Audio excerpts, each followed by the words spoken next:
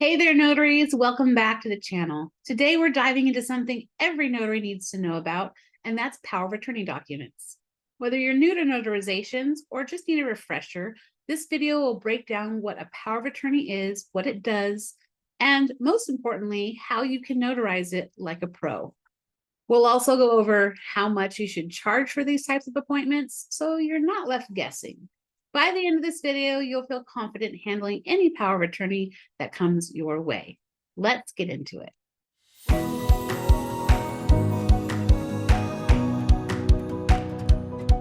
Hey everyone, welcome back to the channel, or if you're new here, welcome to JKC Mobile Notary. I'm Jennifer Cooper, and I'm so excited to have you all, whether you're a first-time visitor or a repeat viewer.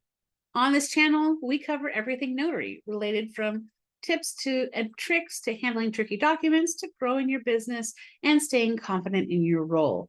It's all about helping notaries like you along your journey. So if you're ready to learn, grow, and maybe have a little fun along the way, you're in the right place. Let's get into the power of attorney.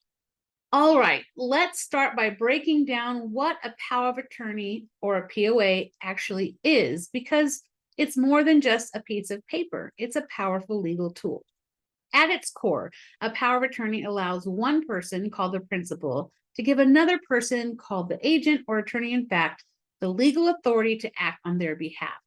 This authority can be broad or narrow depending on what's specified in the document.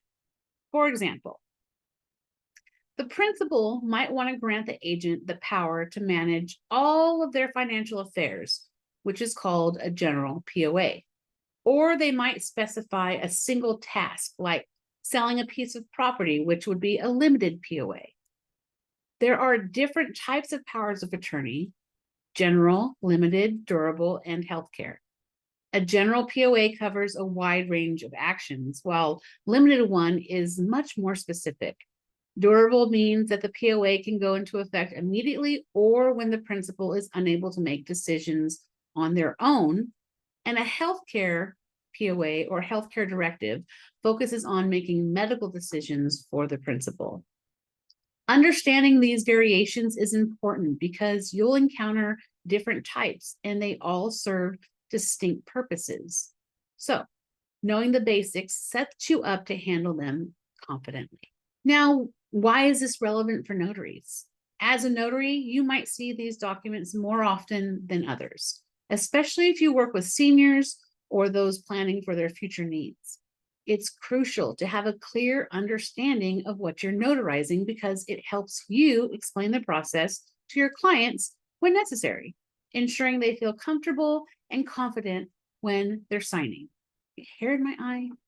When they're signing something so significant. Now that we know what a power of attorney is, let's talk about what it actually does and why it's so important. Essentially, a POA gives an agent the authority to act on behalf of the principal in situations where the principal is unable or unwilling to act themselves. This could be for various reasons. Maybe the principal is out of the country. Maybe they're dealing with an illness, or they simply want someone else to handle specific responsibilities. For instance, imagine someone is undergoing surgery and needs someone they trust to manage their bank accounts, pay bills, or make financial decisions. That's where a POA comes in. It can be tailored to fit those specific needs. Alternatively, someone might use a power of attorney to authorize an agent to sell a piece of property when they can't be present for the signing. In healthcare, a POA allows an agent to make medical decisions if the principal becomes incapacitated or is unable to communicate their wishes. What's key here is that a POA can be temporary or long-term, depending on how it's set up. Some expire after a set period or when a specific action is completed, while others remain effective until the principal revokes it or passes away. As a notary, understanding the scope of the document is important because it ensures that you are prepared for any question the client might have. It also helps you verify the document's details before proceeding with the notarization, making sure everything aligns with the principal's intention. Let's get into the technical part, how to notarize a power of attorney. This process is straightforward, but it's important to get it right every time because these documents carry a lot of weight. And the first step is to verify the principal's identity.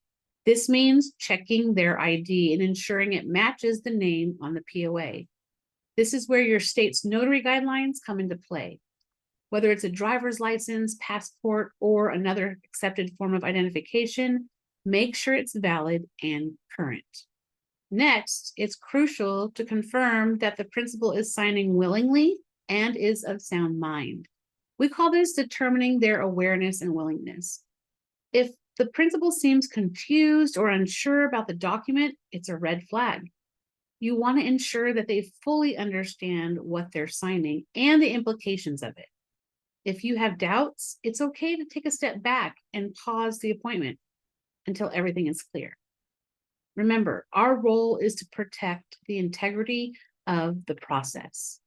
In fact, to help you with this evaluation, I have a great free PDF download with a list of questions to ask the signer before they sign their POA or any other document. That link will be in the description down below. Now, before you move on to notarizing, scan the document for any blank spaces. A POA should be complete with no gaps or unfilled sections. Blanks can be exploited, so it's our job to protect the principle and the validity of the document. Once everything is verified, you'll proceed with either an acknowledgement or a jurat, depending on what your state requires. An acknowledgement is when the signer confirms they've signed willingly, while a jurat involves the principal swearing to the truth of the information. Check your state's guidelines to determine which one applies. However, please keep in mind, at least in California, you're not allowed to tell the signer what type of notarization they should do. They can take cues from the document. You can tell them what you usually see, jurat or acknowledgement, or you can explain the difference between a jurat and acknowledgement. But you are absolutely prohibited from telling the signer what notarization form to use. Finally, complete your notarial certificate, sign and seal the document, and you're officially done. But always remind your clients to keep the notarized document safe, as it's an important legal record. This step-by-step process helps you ensure everything is in order, and it's a valuable checklist for every POA notarization. Let's talk money. How much should you charge for notarizing a power of attorney? Well, the answer depends largely on where you're located because every state sets its own fee schedule for notary services. In some states, there's a flat fee per signature per notarization, which can range from a few dollars up to around $15 or more per signature. Make sure you know your state's fee limits so you're compliant with the regulations. Now, if you're a mobile notary, like many of us are, you also have the opportunity to add travel fees. This is especially relevant for POAs as they're often notarized at homes, hospitals, or senior living facilities. When setting your travel fees, consider factors like distance you need to travel, the time spent, and any additional costs like parking fees or tolls. It's perfectly reasonable to charge for your time and travel since it's a big part of the convenience you offer as a mobile notary.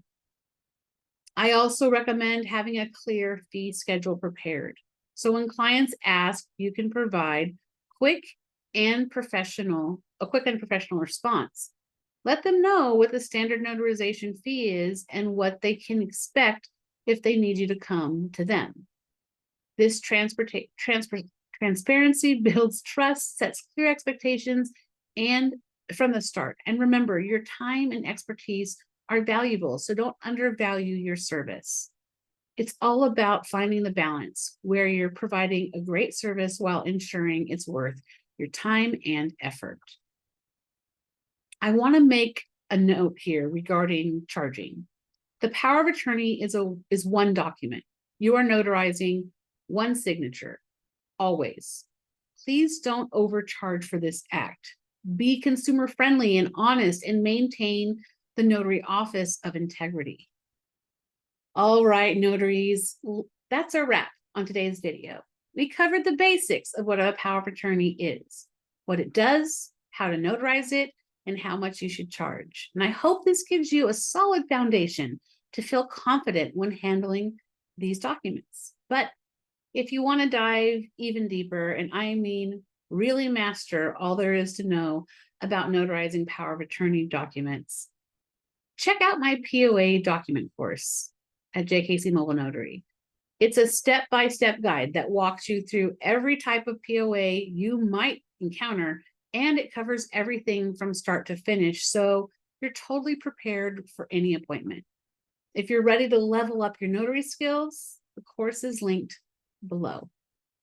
Thanks for tuning in, and as always, don't forget to like, subscribe, and hit that bell so you never miss out on more notary tips and tricks. We'll see you next time. Bye.